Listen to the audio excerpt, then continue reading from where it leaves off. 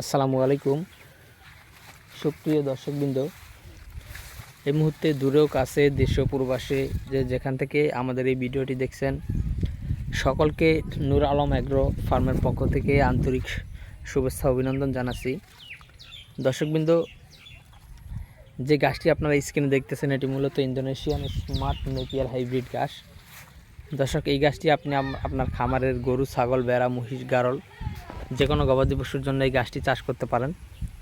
দর্শক, এই গাছটি চাষ প্রক্রিয়া অন্যান্য ঘাসের মতোই। আপনি যদি স্মার্ট নেপিয়ার ঘাস চাষ করতে চান, আপনার যদি অন্যান্য গাছ থাকে তাহলে সেই অন্য ঘাসের মতো এটি লাগাতে পারেন। আমরা প্রথমে যেটি করেছি, জমিতে কাটিং রোপণ করার আগে প্রথমে জমি চাষ দেওয়ার আগে জমিতে পর্যাপ্ত পরিমাণে গোবর সার দিয়েছি, তারপর জমিটি 3টি চাষ দিয়ে কাটিং লাগিয়েছি। আপনার যদি গোবর সার থাকে তাহলে গোবর সার দিয়ে দিবেন, আর যদি আপনার গোবর সার না থাকে তাহলে আপনি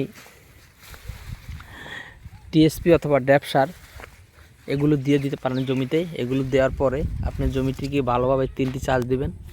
ভালোভাবে 3টি চাষ দেওয়ার পরে আপনি আপনার এই জমিটিতে গাছের কাটিং নিয়ে রোপণ করে লাগিয়ে দিবেন। আপনি যদি অন্যান্য গাছ লাগিয়ে থাকেন তাহলে তো ওই সিস্টেমে লাগালেই হবে। আর যদি আপনি নতুন হন তাহলে আপনি যদি কাটিং আমাদের কাছ থেকে সংগ্রহ করেন তাহলে কাটিং লাগানোর ভিডিও আমাদের কাছে রয়েছে। সেক্ষেত্রে আমরা ইমুতে বা হোয়াটসঅ্যাপে কাটিং লাগানোর ভিডিও আমরা দিয়ে দিই। সেক্ষেত্রে আপনি সেই কাটিং লাগানোর ভিডিও দেখে দেখে কিন্তু আপনারা কাটিং লাগাতে পারেন। তো দর্শকবৃন্দ, আমরা যে গাছটি দেখাচ্ছি এটি মূলত স্মার্ট নেপিয়ার ইন্দোনেশিয়ান ঘাস। এই ঘাসের কাটিং যদি আপনি সংগ্রহ করতে চান অথবা অন্য যে কোনো হাইব্রিড ঘাসের কাটিং যদি সংগ্রহ করতে চান তাহলে অবশ্যই আমাদের স্ক্রিনে দেওয়া নাম্বারে যোগাযোগ করবেন। সকলকে অসংখ্য ধন্যবাদ।